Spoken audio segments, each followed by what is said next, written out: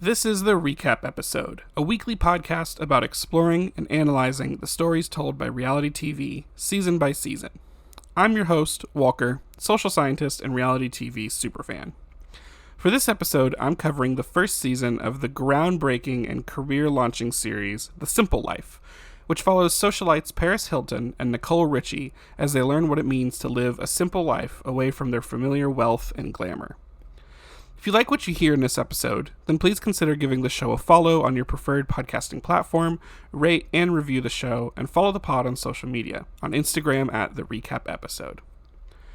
The Simple Life comes from the producing brains of Mary Ellis Boonham and Jonathan Murray. These two are foundational figures in the reality TV world. They're the creators of so many classic shows that make up both high quality and high camp installments in the reality TV genre. For example, they created MTV's The Real World and The Challenge that would spin off from it, Project Runway, Bad Girls Club, and The Kardashian shows. Now, before I get into recapping the show and talking about all of its ins and outs and what I find particularly interesting about it, I want to talk a bit about where this show came from. The Simple Life was conceived in Fox's comedy department. There was a call from higher-ups to find another way to do comedies outside of the traditional sitcom format. Brad Johnson, the then senior vice president of comedy development, is quoted as saying that the areas that seemed simplest and cleanest was to go back to those high-concept 1960s sitcoms and say, let's do them for real. So, The Simple Life was inspired by Green Acres, a sitcom about a New York society couple who moved to a farm. An early plan for the show was to move an entire family to the South. Cameras would observe as the former socialites, deprived of access to their bank accounts, would attempt to get a job, buy groceries, and fit in with average Americans. At the same time that the comedy department was developing this idea, Paris Hilton happened to be meeting with the studio's casting department. Sharon Klein, senior VP of casting at the time at the studio, said she was immediately fascinated by Hilton and wanted to do a show with her. Quoted, "I'm used to meeting actors who are putting on a facade. But Paris was so real. She was funny. At that first meeting, she did not come off as stupid. She was in her own reality and not embarrassed to talk about it. There was a sweetness to her." Around this same time, celebrities had begun to enter the reality TV world. MTV's The Osbournes and Newlyweds Nick and Jessica, along with E's The Anna Nicole Show, set the stage for more celebrity-focused shenanigans to come to TV. So it was perfect and primed for Paris Hilton to arrive and make her reality television debut. The two departments at Fox combined their efforts and they realized that they had their show. Send Paris Hilton and her sister Nikki, who had never worked a day in their lives, to live and work on a farm. Fox's reality department loved this idea. They wanted to see stilettos in cow shit, Klein had said. Paris was convinced to come on board pretty easily, but her sister Nikki was shy about the idea of fame in this way, so she declined. Paris then told some media that she was in talks to do the show by herself, but ultimately, Fox decided the City Living cast had to be a duo. Paris allegedly asked several close friends to come on board, including Kimberly Stewart and Band-Aid heiress Casey Johnson. After Johnson had declined, Hilton ended up making the agreement with daughter of Lionel Richie, Nicole Richie. The website The Encyclopedia of Arkansas talks a little bit about the creation of the show as well. It says that Hilton was chosen because of her popularity with young people. Richie was chosen because of the chemistry between her and longtime friend Hilton. According to executive producer Jonathan Murray, the Letting family of Altus, Arkansas was chosen as the pair's host family because he wanted a completely functional family, so much the contrast of what a lot of us have here in Los Angeles, quoted from Murray. The producers, however, also had to navigate around some of the baggage that came with their two stars. Nicole Richie was just recently released from rehab, recovering from a heroin addiction, only 10 days before the start of filming. Meanwhile, a sex tape featuring Hilton and her then-boyfriend, Rich Solomon, was released onto the internet shortly before the series would premiere on television. So there was a lot of kerfuffle and a lot of drama and tabloid and newspeak and all these things around these stars and this show. But the show got made, it was filmed, it was produced, it was shipped out, it was aired. Season 1 was filmed from April to May 2003 in Altus, Arkansas, and would air from December 2nd, 2003 to January 26th, 2004. Now, this is what we would call a structured reality show, but also maybe what we would call a docu-series. Structured reality here means that the show takes people and puts them into an environment they wouldn't normally find themselves in. And then cameras follow the experiences of the cast, and this is edited into the show that is delivered for us to watch. So it's primarily structured reality, but the show ended up getting 5 seasons, so in a way it also became what we would call a docu-series, which is more documentary style that follows the same cast over an extended period of time.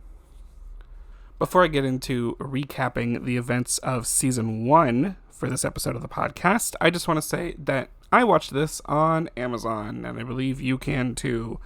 Although I'm sure if you tried hard enough, you could find it elsewhere. This show, I'm just going to say it was enjoyable. I liked watching it, in part just because it is such like a classic, and I can enjoy the kind of schadenfreude kind of thing that's going on when you're watching. It's a fish out of water story, but the lifestyles are so different that you can't help but just kind of be like mouth agape, agog at like what happens and the behaviors that Paris and Nicole display while they're in Arkansas, and just like how different and like the cultural shock and clash of it. It makes it enjoyable. For some people, it's not gonna be. I showed this one to one of my roommates, and she was just like flabbergasted the whole time. She's like, how can anybody watch this and want to watch more of it? And I was like, well, some of us are sickos. But I recommend seeking out at least a few episodes if you are a reality TV fan and you want to become more versed in the classics and the staples of the overall genre, especially when it comes to celebreality of the 2000s.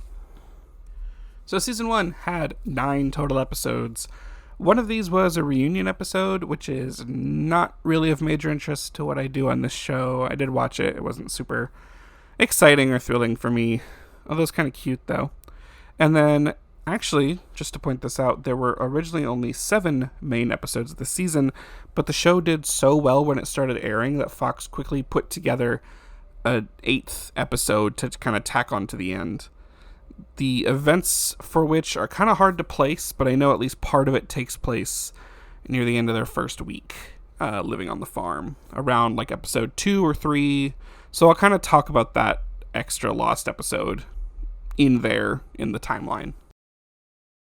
And I'll go all the way through episode 1 because it does set the stage for further shenanigans and what the show is going to be about and what we can expect.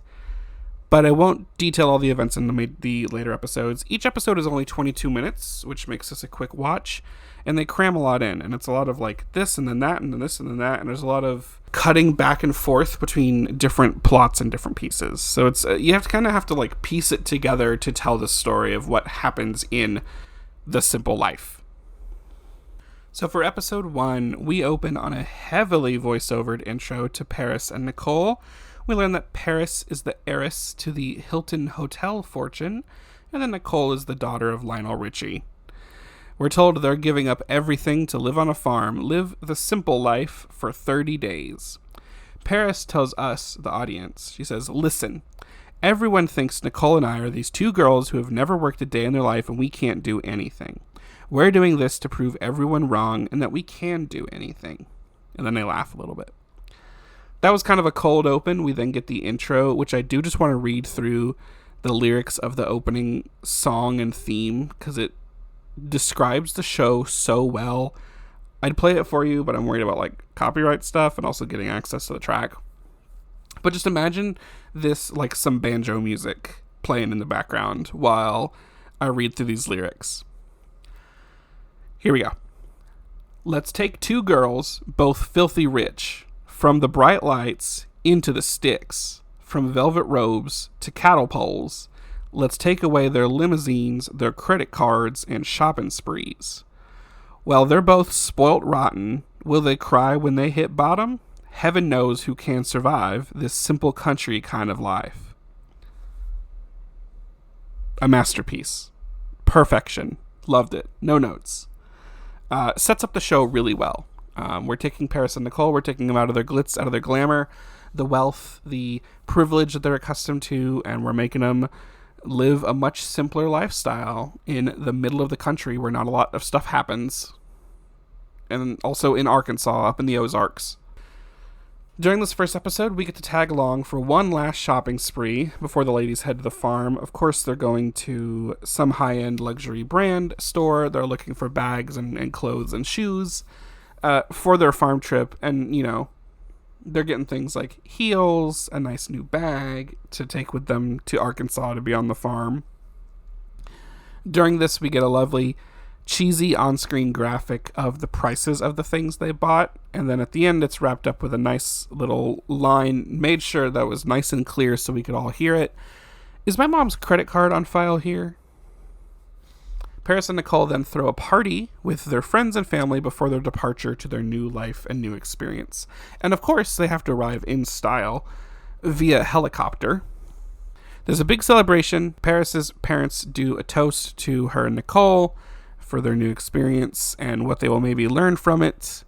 And in one final scene, before they're taken to the airport in a limousine, there's a moment where the butler demands the cell phones and credit cards from Paris and Nicole, including the extra secret second cell phone. They fly to Arkansas on a private jet, but they don't actually know where they're going. They just know they're going somewhere simple with a farm. As they land, we get a text on screen that says, Day 1. They get off the plane. They're a little surprised at what they see. Right onto the runway. Not even like a big airport, just like a little local airport landing strip. They're given a blue Ford truck from the family they'll be staying with, the Ledding family, along with directions to the house. Nicole doesn't drive, so Paris has to drive them to the family's house. And she struggles with this truck quite a bit. It turns out it doesn't like reverse for some reason, and they immediately got themselves into a little bit of a pickle trying to get out of the airport area. And on the way to the house, the truck also suddenly dies. And then before they've even left the airport. So we're already dealing with problems. On the way there, Paris freaks out a little bit about some roadkill, a possum on the side of the road, which is immediately intercut with footage of one of the Ledding family members preparing chickens for dinner, rounding up the live chickens, getting them ready for slaughter, to clean, all that stuff. And then we get to meet the Ledding family. We get some interview with some of the members. So there's 7 of them, as far as I could tell. There's the oldest members, who would be grandparents to the youngest generation of the family, Carly and Richard. Richard's not around a lot on camera. He's mostly in just kind of extra scenes or B-roll footage, and every now and then he has an interaction on camera with Paris and Nicole. But other than that, he's not really around that much. His wife, Carly, however, does try to really take care of Paris and Nicole and puts some time and energy into them. There's then sort of the middle generation of this group, Janet and Albert. I'm not sure whose parents Carly and Richard are out of those two. I think Janet. Could be wrong. And then Janet and Albert's kids. 3 sons, Braxton, Kane, and Justin, from youngest to oldest. Braxton's like 3. Kane is like a high schooler, and I think Justin is above 18, I think. And of course, we get some confessionals from them. Janet says that she just really wants Paris and Nicole to, you know, help keep the home nice, clean up after themselves, keep things tidy.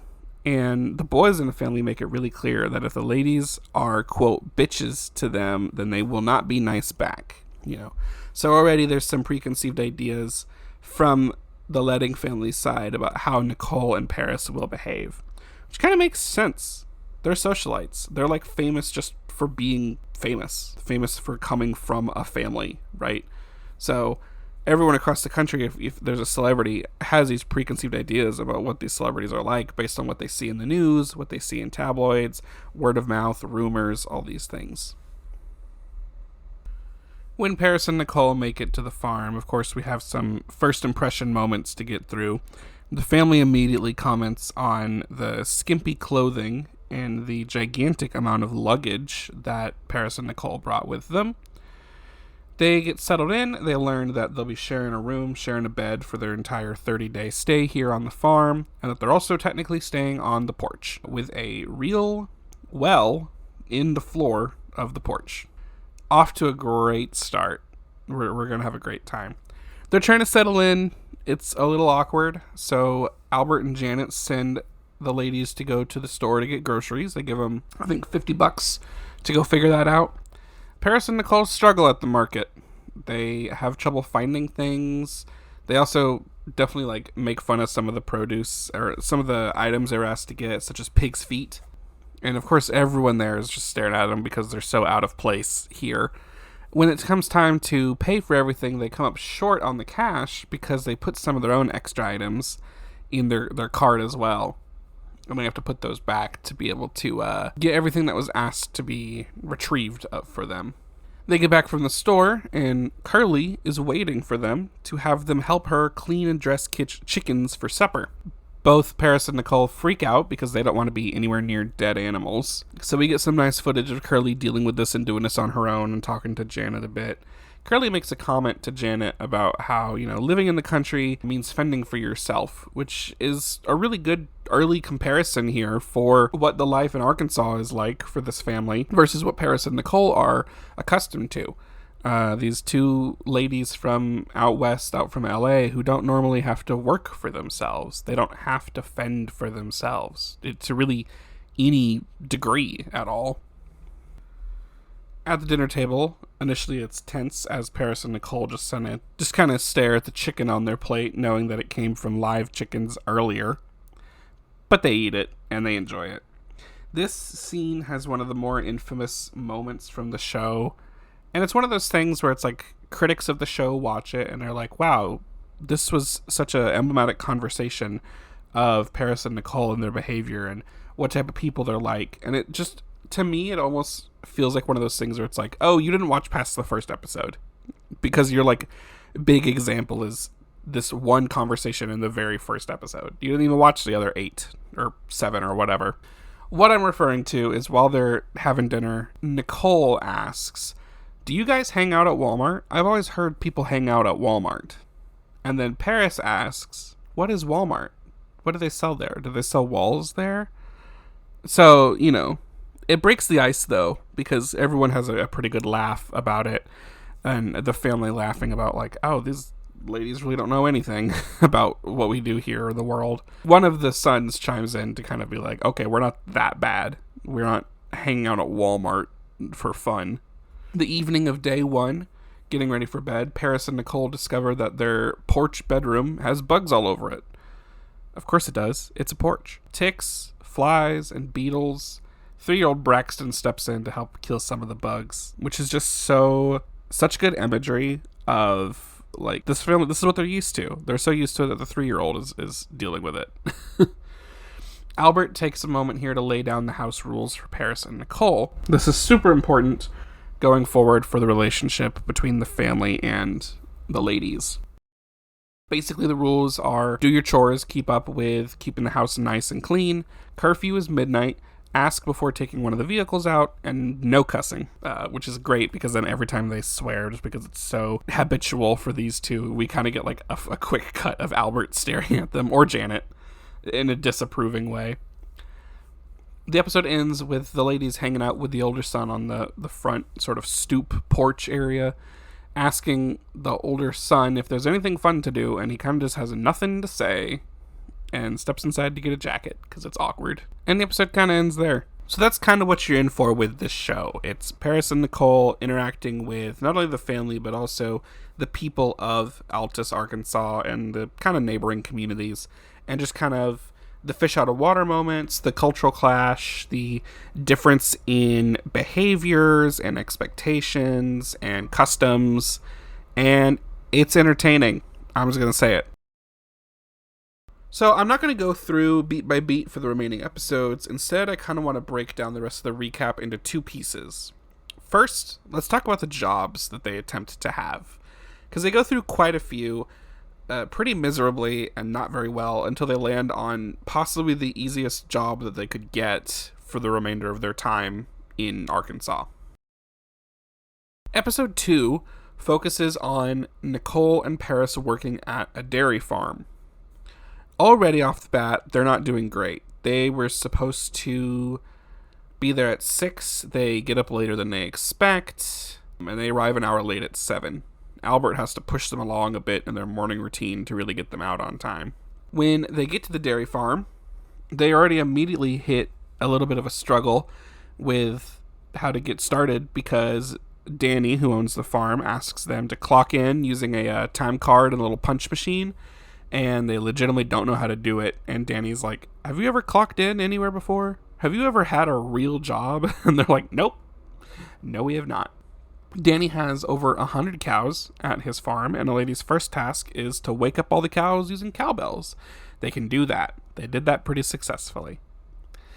You can already tell Danny is starting to get annoyed with these ladies, though, because when they finish this, they're walking around the farm, and Nicole is just kind of letting the cowbell dangle and make noise, and after like 5 seconds of silently walking with the cowbell, he turns to her and he's like, can you kill that? Kill the bell. Like, he's already kind of over her. Nicole does show some interesting talent here, though. She is tasked with yelling at the cows to get them to move from one area of the farm to another within these different pens and whatnot. She does a pretty good job at this, although she definitely swears at the cows to a point where Danny's like, oh, all right then.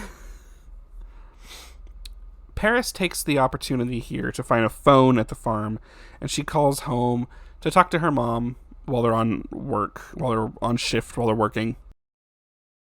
Danny comes and finds us, though, and he kind of puts that down, gives her a time limit. He's like, you got 30 seconds before I unplug the phone.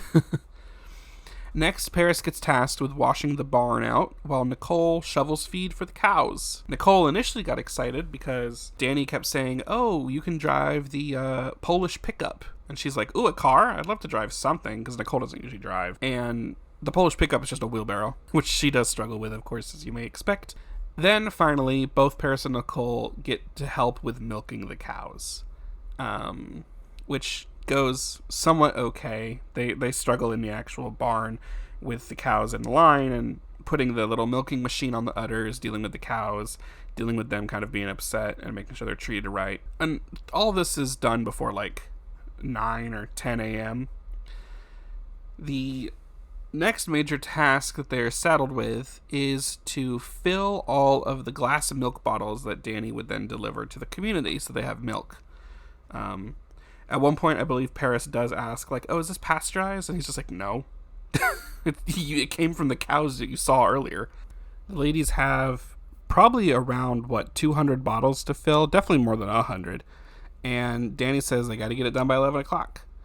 While filling the bottles, the milk hose breaks for some reason. They have a bit of a struggle trying to like get it to stop spewing milk for a brief period, and they spill a lot of the milk.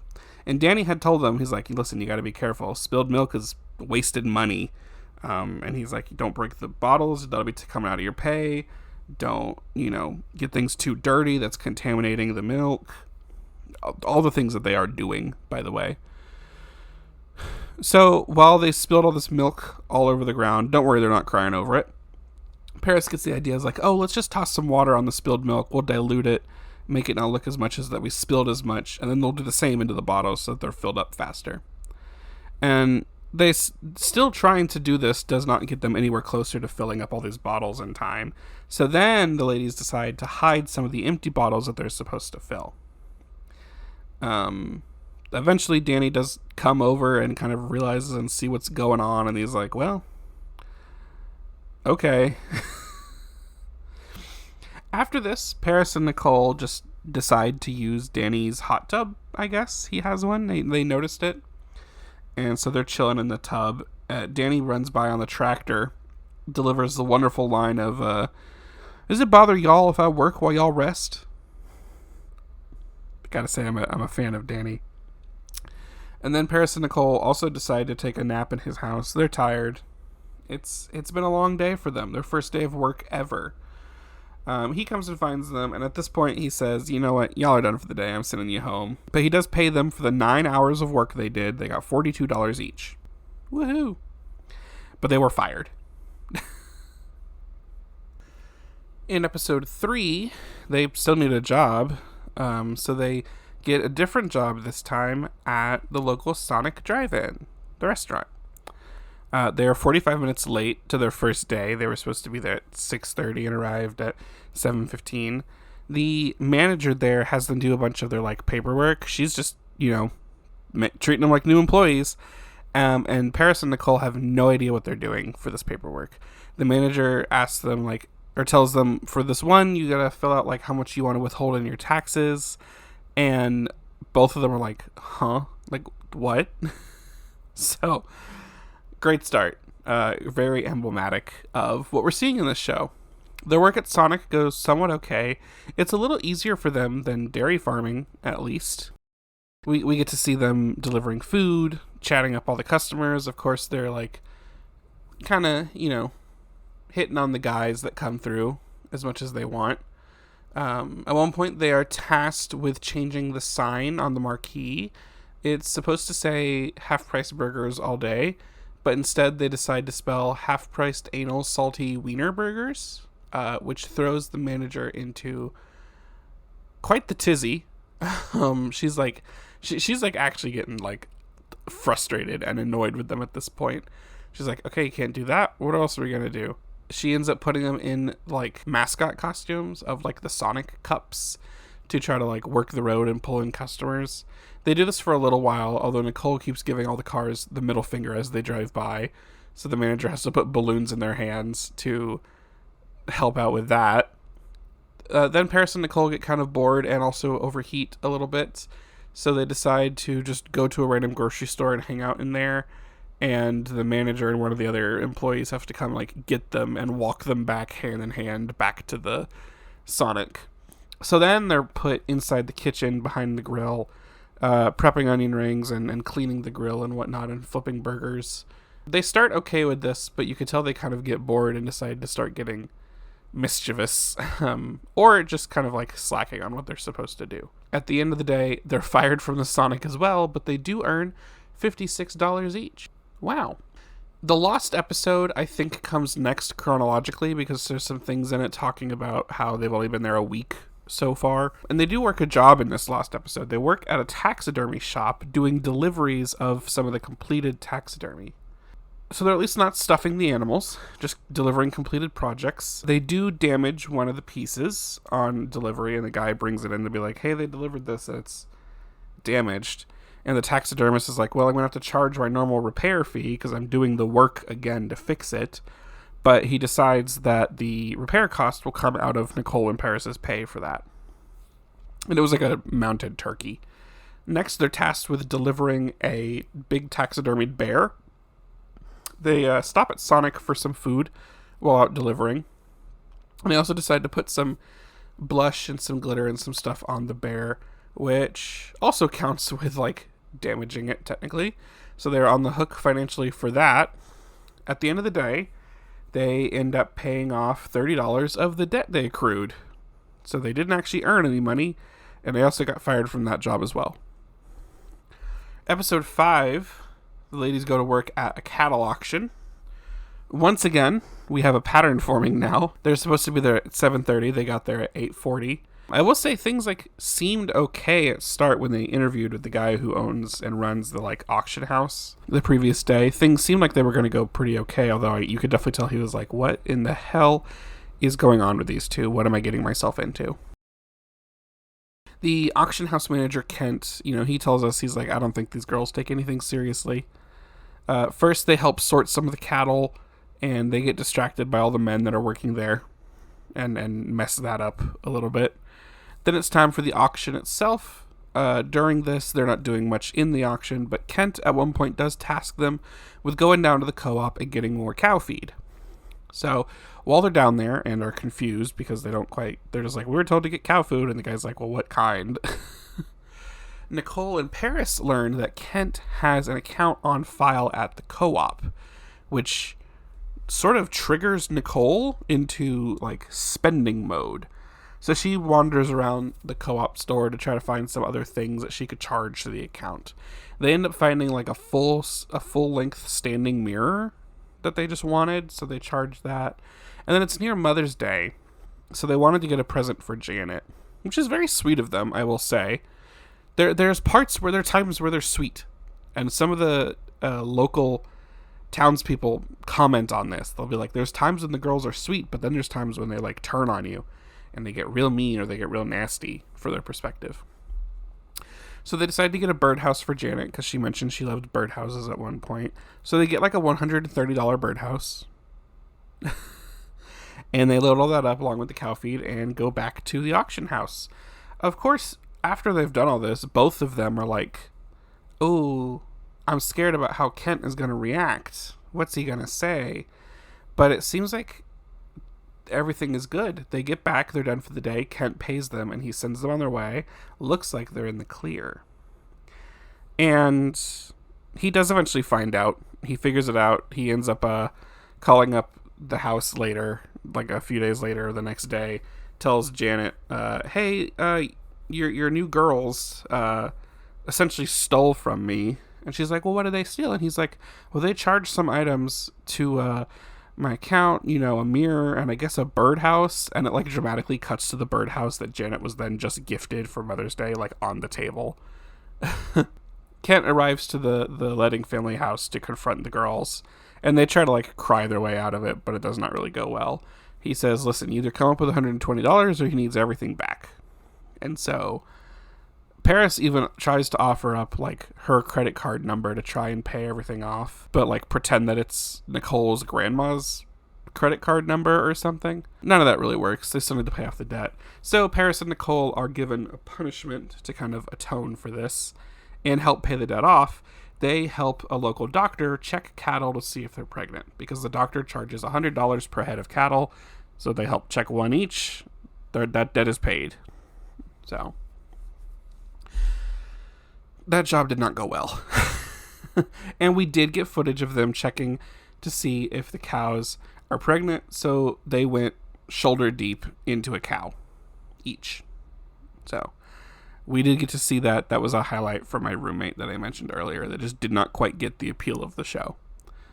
Episode 6 is the last time they get a new job. They end up working at a gas station, and they maintain this job through the end of the rest of the 30 days. Probably this went really well for them because it was the least amount of work. It was difficult for them to screw up, and being around all day probably did something well to pull in customers. Who knows?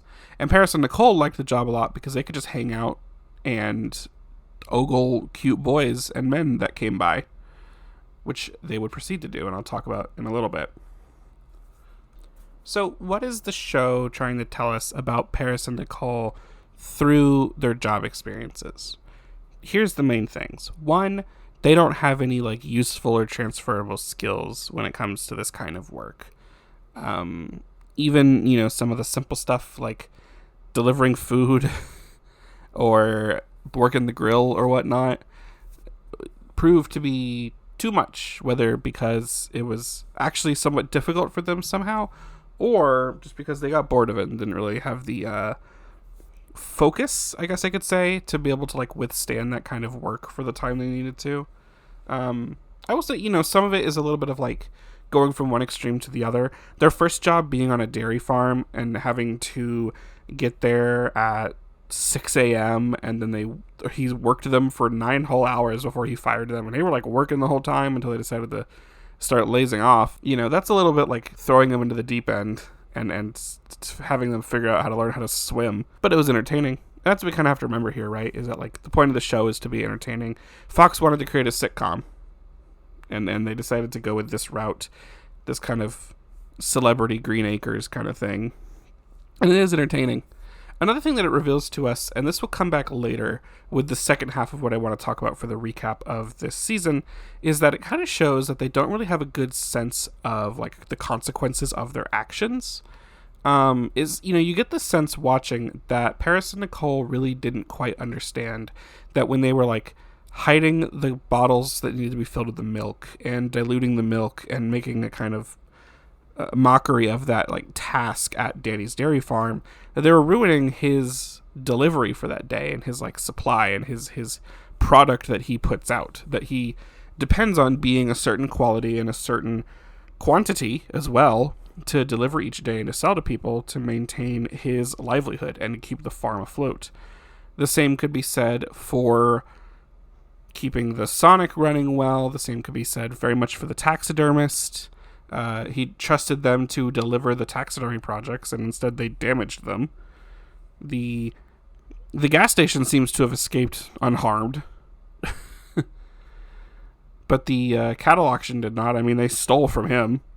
And it's weird because every time this happens, that they like kind of do something that they know they probably shouldn't have, there's not like regret for it. Instead, there's just an immediate sense of a statement of fear.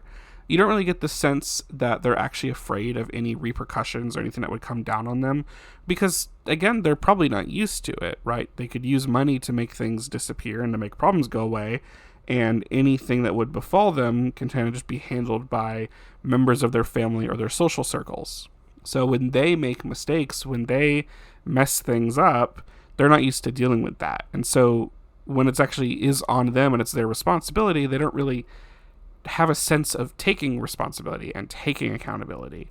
So messing up the dairy supply or just like taking someone's money, even if it means like doing a nice thing by buying the birdhouse to give it to Janet for Mother's Day, it's still a bad thing they did. And they don't really like care. It seems that's what the show is trying to kind of convey to us with these portrayals. There were some criticisms of this season and how it potentially unintentionally came across very negative for Paris and Nicole because of the way it was edited and put together and these storylines, and how, you know, non-apologetic they seemed in the moment for a lot of things. The critics basically were like, this show got a little mean-spirited, and I could kind of see it, but I think that's also what the editors were like on purpose going for here. The other part of this season, to recap, is the relationships that we get to see formed and maintained and disrupted a little bit between Paris and Nicole and the people of Altus, the Letting family, the people of Arkansas. As you may expect, there's a pretty big clash of cultures here, with Paris and Nicole coming from wealthy, glamorous LA aristocratic high life compared to a farm family from Arkansas, which has 3 generations living in the same house, which only has 1 bathroom. So, let's recap some of the events relating more to how Paris and Nicole got along with the people around them for this 30-day experience. So back in episode 2, towards the end of the episode, we got a bit of a scene where Nicole is just chatting with some locals / friends of the family. Just like, it's her and like 8 dudes just like chatting outside, and they're all just standing there in silence, and Nicole says, "It is boring here." It's very funnily juxtaposed with like Paris doing a little primping and getting ready moment inside because they're gonna go out, and Nicole's just like stuck outside talking, and Paris like, "Where is Nicole?" And she goes, "Oh, she's out here just talking." Nicole is asking these dudes like, "Hey, what do you do? What have you like done in your life so far?" She asks if they've flown before, and they go, "No." She goes, "Do you want to?" And they go, "No." Janet remarks here that the girls are struggling to fit in. Remember, this is early on, and she'll be surprised if they last even a week. This is where Nicole and Paris are also starting to get a little wary of Albert, and they're scared of him. They say this to him, and his kind of his words to them are, "Well, just stay scared, but know that I like you." Which doesn't help comfort them at all. Really, what they struggle with is they're struggling to interact well with Albert's like cold nature and his like strictness for how he runs the house. And that's kind of just like a lot of Southern personalities, a lot of Midwestern like personalities, working class personality. Like, you're not going to get a lot of like extra energy and superfluousness out of them. And Paris and Nicole just kind of struggle to deal with that and figure out how to interact with it. In episode 3, where they spend most of the day at the Sonic, but there's a very funny little cold open intro part where Paris and Nicole go visit a quilting group. It's a lot of older women making quilts, and Paris and Nicole are bored.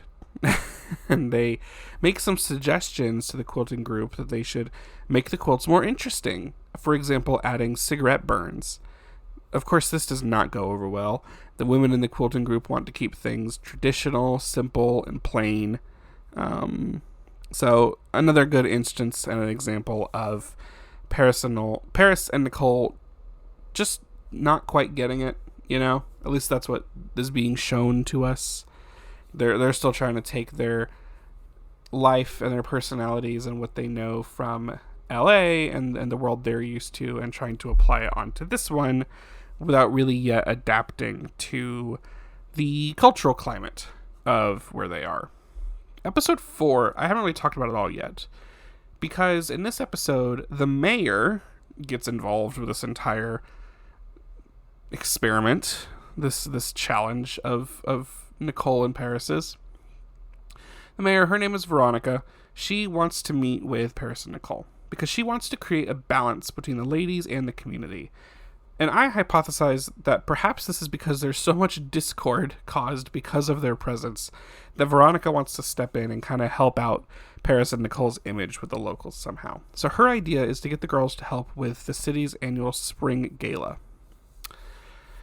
To prepare for this, Carly is making some pies, as we learned she normally does for a pie contest, and she has Paris and Nicole also make a pie each from scratch. It's very important that she lets everyone know that Paris and Nicole made these, and they made them themselves. They didn't buy them. Carly didn't do it for them.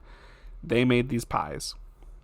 During this time, Carly also takes the time out to actually chat with Paris and Nicole about their personal and family lives, and she gives us a very interesting and astute confessional moment where she empathizes, or at least sympathizes, with Paris and Nicole, and just kind of understanding it's like they don't have a lot of like familial structure, not in the same way that you would see in this culture that they're now experiencing for the first time. Again, the Letting family is 3 generations living in the same house, very, very, very close to each other and with each other cross-generationally. Paris and Nicole also take this time briefly before the fair to talk to Justin, the oldest son, about his love life. They learn that his girlfriend apparently wants to be just friends and had recently kind of broken up with him. The Spring Gala fair is here. Paris and Nicole are, of course, late, as they habitually are to everything. This time because the truck dies and starts smoking before they can even leave the property. Luckily, it looks like Albert and I think Justin were able to come back and kind of diagnose what's going on. But meanwhile, the ladies get the pies out of the truck before the truck explodes. And they decide to just leave the pies outside, and one of the family's dogs gets into one of them. Meanwhile, at the fair, Carly is really talking up the pies and really talking up Paris and Nicole to all the other local ladies that she knows. A little bit later, the Paris and Nicole discover that the dog ate part of one of the pies, I believe Nicole's pie. So Nicole decides to smash Paris's pie to make it match and to be fair for the contest. When they finally do get to the fair and present these pies, you can tell Curly is disappointed. She tells us in a confessional that this was just mindless behavior. Like, why would you leave pies on the ground with a dog running loose? You can tell that Curly really wanted them to, do well here, and she was trying to help them out, and it just didn't go that way. As for their part in the Spring Gala, Paris and Nicole seem to be more interested in drinking at the local bars, and Veronica and others are like, where are they? They're supposed to be helping, they're supposed to be somewhat hosting, emceeing kind of thing. Nowhere to be found. They do, however, make it to their role and introduce some of the gala events, although their very revealing outfits are making Janet and Albert uncomfortable along with most of the crowd. To the point where Albert says to Janet, "This is the one thing we thought they could do without making a scene. Apparently we were wrong." And Janet responds, "Do you think anyone's going to talk to us again?" Later, Paris and Nicole also operate a kissing booth for the gala, because of course they do, which leads to some fun, interesting shenanigans. Towards the end of this episode, Justin's ex-girlfriend shows up and chastises him a bit, particularly for hanging around Paris and Nicole. But the ladies notice this, and they are sweetly protective of him. They've decided the whole family, the Letting family, is their family. And so the 3 sons are now their brothers. And so they're going to go protect their 3 brothers. So Paris and Nicole go to confront Justin's ex-girlfriend, in a restroom. They get all up in her business. They say that Justin hates her now, and he's already made out with like 4 other ladies, including both of them. And the ex just kind of stares at them a little dumbfounded and like confused. She's like, are you just trying to mess with me? Like, what do you want? It didn't really go off maybe the way they wanted to, but it was very interesting to me that Paris and Nicole's confrontation tactics that they would typically rely on, that probably worked really well for them back in LA and growing up and so far in their life, just kind of didn't work with this girl. This intimidation and this ploy to try to make her, I guess, jealous just fell completely flat. But this is a very interesting episode because it was kind of one of the first ones outside of the jobs they've been doing so far, and especially like the Sonic job, because they interacted a lot with kind of the local public for that. This one, they were front and center in front of everyone. They made a lot of scenes, and it's, again, just the kind of like culture shock, culture clash. Paris and Nicole are probably very familiar with dressing in extremely cropped clothes, short skirts, the high heels, whatever they want, around their sort of normal context and environment. And they just don't quite get that that's not what people do here in Arkansas in the new environment. They're also not quite getting that this is wrong at all, which is kind of endearing in a way. Like, the level of confidence pushes them into a thing where you're like, you know what? They don't care. They don't care if like people don't like their outfits for some weird morality code. They're going to do their own thing. And I will say, I've kind of always liked Paris Hilton for that. She kind of has always just done her own thing. And no matter what other people say about her and say of her, she's kind of just continued to do what she wants. And every now and then she does do good. For example, like campaigning for women's rights. Anyway, back to Arkansas, back to 2003. Episode 6, I come back to again. This is when they start working at the gas station. While they're working at the gas station, they really get to ogle and flirt with some dudes. A lot of them. Because everyone's got to come by and get gas. And they'll gladly watch Nicole and Paris struggle to pump said gas. In particular, they start hitting on the nephew of the owner of the gas station. The nephew's name is Anthony. And they also met another guy at the same time that they've been referring to as Chops because he has a very, very pretty teeth. His name is Trey, but we kind of just call him Chops. Back at home after this, the ladies talk with Janet about their day, mostly all the boys, and Janet starts to get worried that these ladies might be bad for the local guys. Then we get a quick cut of Paris and Nicole hanging out with Anthony and Chops, and the days passing on until we get up to day 27. They're only spending 30 days here. They're almost done. Janet has a little sit-down talk with the ladies, and she's like, listen, you're having a bad impact on these guys. So Janet and Albert want them to stop hanging out with these dudes. And, of course, Paris and Nicole aren't going to obey this, although I'm also sure, like, production wouldn't really let that happen because then they wouldn't have stuff to film and put into the show. So Paris and Nicole do go out and see Trey and Anthony again. It's a very interesting dichotomy here. Nicole and Anthony are just like all over each other making out on like a public picnic table. Meanwhile, Paris and Trey are having like a very deep heart-to-heart like discussion about like first impressions and understanding like and are having expectations and like relying on stereotypes of a culture. Paris is like, when I came out here, I didn't think I was going to meet anyone that was going to be similar to what I like or what I'm used to, or anyone with like substance. And she's like, but I found you. You seem to be all of that. She's like, at least conveying to the audience here that she's like kind of into this guy a little bit more than the normal amount.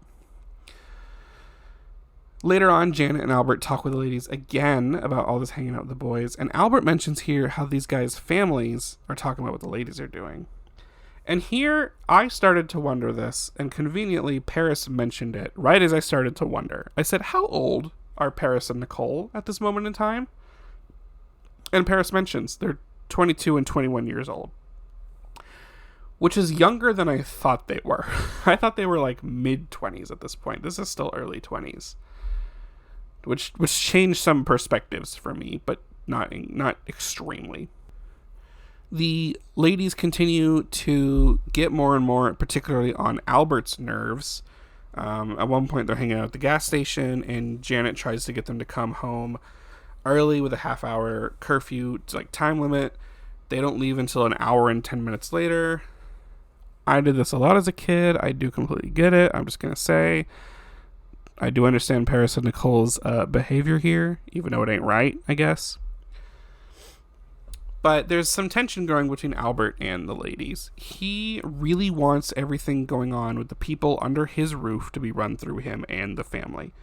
There was the rule about taking out the cars without asking. And he also tells them at one point, it's like a Saturday, I believe, and he tells them they can't just go out to the mall in the middle of the day. They're essentially like grounded. One of the sons here talks about how the ladies' stay has kind of taken a toll on Albert. He shares that Albert stays up waiting on them. He keeps after them. He does their chores when they don't do them, just to try to keep everything running like normal while this hurricane comes through and disrupts their life. I should have said tornado.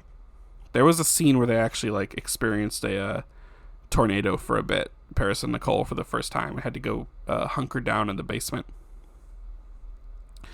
But Albert, he kind of forbids them from going out that day. And while they're just kind of sitting around, pouting and giving everyone the silent treatment, Albert tries to talk them into like, hey, how about instead of just sitting around then, you help us out with some of the chores and some of the stuff around the house.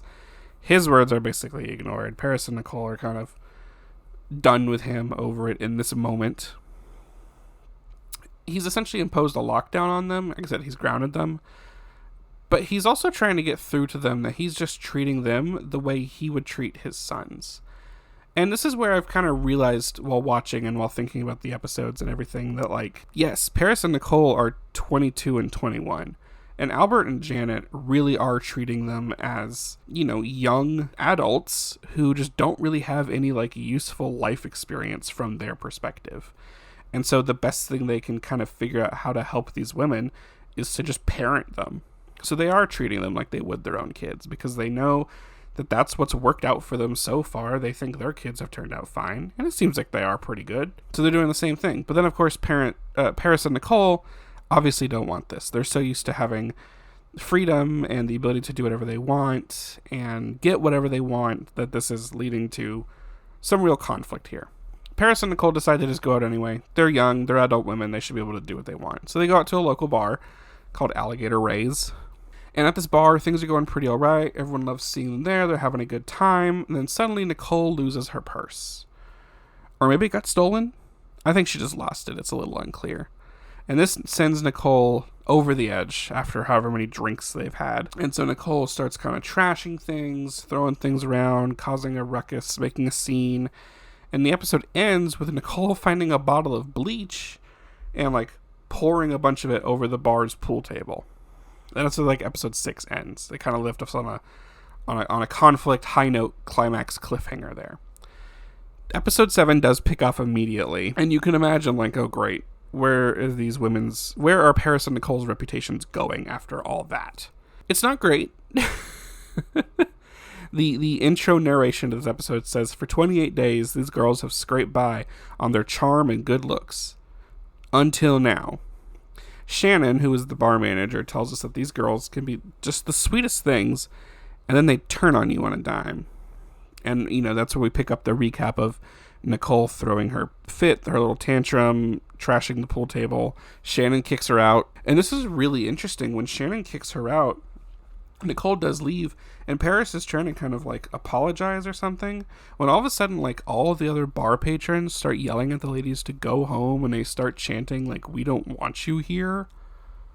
Very strange scene that suddenly happened. Everyone just kind of, like, turned on them all at once. You kind of get the sense that, like, everyone in the community was tolerating it, and now we've reached a tipping point, and everyone just kind of simultaneously agreed, like, nope, that's it, we're done. They're out of here. We get to day 29, there's 30 hours left. First, Albert talks to Nicole alone, wants to know what happened and to explain everything. Nicole tries to just do this like, well, I'm sorry. And Albert's like, well, okay. Sorry doesn't do much. Janet even asks Albert later, how'd the talk go? And he just goes, well, okay. So Janet and the ladies make a deal. If they go into town, settle all their debts, and apologize to everyone that they've wronged, then everything will be cleared, and they'll be good in Janet's book. They do this. They also meet with the mayor, who sums up the known debt amounts, and it's like 400 or 600 or something. So they go around to the places that they owe money to. They go pay Buffy, the guy who owns the gas station, some money they owe. I think they pay the taxidermist some money. They go back to Kent and give him some money for the stuff that they technically stole using his money or whatever. Nicole goes to apologize to Shannon for the bar, and we learn that the bar pool table cost is $400. And Shannon tells us how tricky it is to deal with these girls. They do these bad things, but they can then come back and they're all sweet and apologize, and you want to forgive them and you feel bad. But she says that doesn't mean they're innocent. They still did the things they did this whole time. We do get a little bit of a full circle moment. If you remember in episode 1 when they're driving in from the airport, Paris freaked out about some roadkill. On the way back to the house from town, they actually stop and pick up some roadkill and put it in the truck. Now, they are kind of making fun of the people of Arkansas this whole time because they're joking about, like, oh, someone will use this for dinner. But they did actually stop and pick up the roadkill. So, growth? One last task when they get back, Albert has the ladies clean the truck they've been driving around, and this eventually devolves into, like, a hose and water fight with the ladies and most of the family. So we get some nice, like, ending scene at the end of the show where it looks like everyone has fun. And, of course, you know, they have their goodbyes and their departures and everything, and that's a little heartfelt and made to seem all nice. With one last silly thing of the, they have so much luggage that the airport cab can't fit it all in the car, and they have to drive off with the trunk open, which was a very good, like, fitting final image for the season. I think a lot of these personal interactions, again, the ladies obviously struggle with culture clash and, like, their expectations, what they're familiar with, how they know that they can behave in their normal day-to-day life in LA, and their wealth and their glam, and because of their privilege. And they really just kind of can't understand the customs the people in Altus perform and why they enjoy them or what they put up with as part of their way of life. And this is what mostly leads to kind of these conflicts between them and the family and the people of Altus, right? It's just this misunderstanding for a lot of it. But also, the way the show comes across and portrays them, it's almost also a lack of wanting to understand. You never get the sense that Paris and Nicole are really trying to understand how these people live the way they do, right? They're just here to experiment, test it out, challenge themselves, prove people wrong, say they can't do anything, and they don't know how to work because they've never worked before. And I guess they kind of sort of did that. But it's very interesting that, like, you know, at the end of the day, at the end of the month, Paris and Nicole get to leave this all behind and go back to their normal lives. And this connects back to the idea of them not quite understanding consequences. You know, we talked about it with the kind of, like, financial situation with all the jobs they kind of sucked at.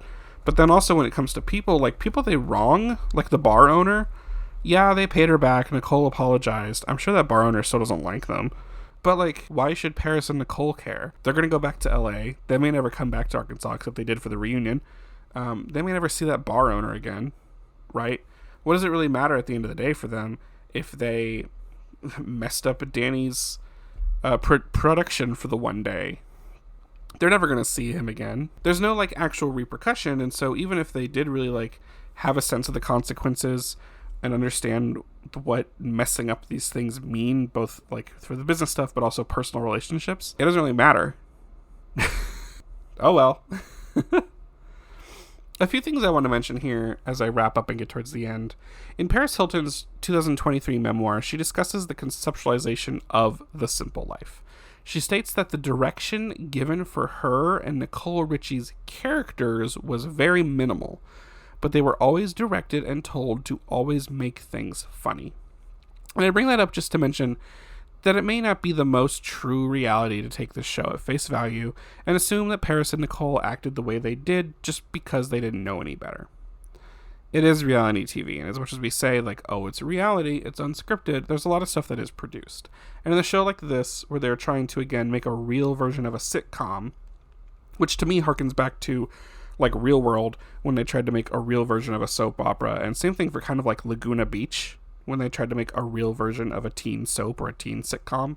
Here, they're going to give them some direction, because they have to be able to get usable footage for the type of show they want to make. So if the producers, who again at this point are like reality TV gold mines, or reality TV masterminds, know that they can give some very light direction to their main cast to kind of push the footage towards something that'll be easier, then they can.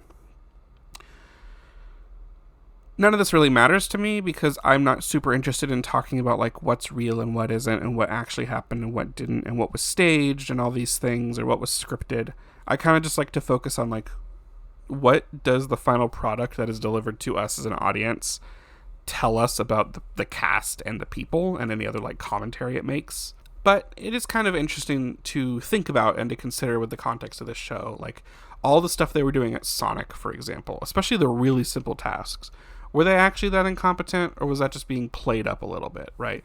Especially with like the sign, that was an active choice to do a different thing for the sign. That was just them fucking around, right? That wasn't because they didn't like know better, I think. At least I'll go out on a limb and say that. I would go as far to say that Paris and Nicole could probably tell they were stressing people out. And they at least knew enough, again, to be afraid of some repercussions due to their behavior. They mentioned multiple times after they did something that they kind of know they shouldn't. With Danny, with Sonic, with Kent at the auction, with Albert. They were all like, oh, I'm so scared. How's he going to react? I'm so scared of this guy. I don't want him to like yell at us. So, like, clearly they knew they did something wrong. Or, like, they knew enough to be afraid of, like, repercussions if they were told they, like, did something wrong. But it doesn't really matter, right? I will also say, I think one of the main culture clash struggles that Paris and Nicole faced, particularly in this environment, is they came into a culture that places emphasis on respecting elders. I grew up in the South. This is just how it is.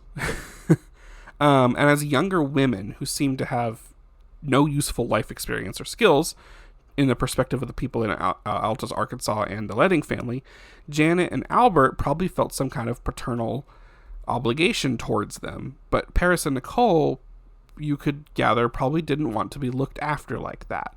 This caused a lot of the conflict between them that is very difficult to resolve as well, as neither side was particularly good at communicating their issues here.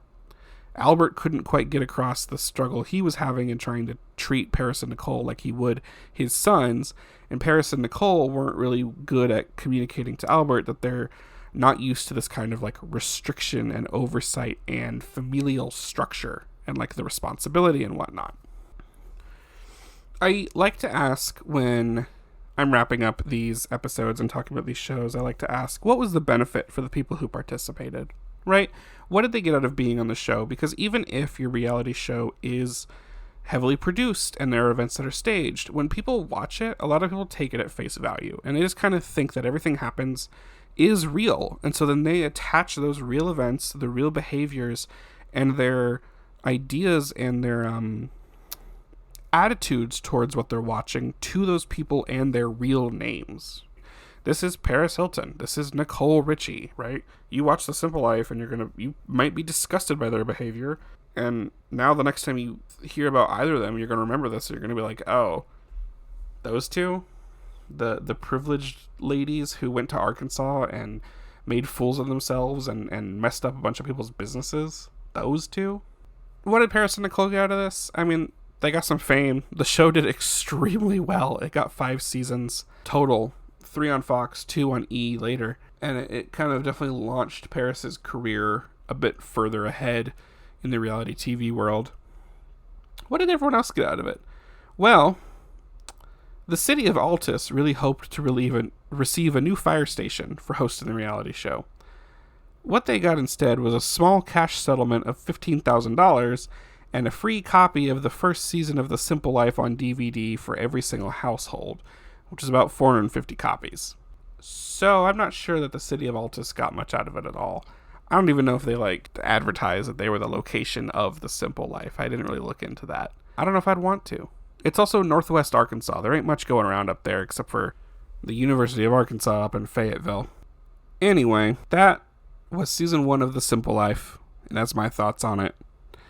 Thank you so much for listening. This has been the recap episode.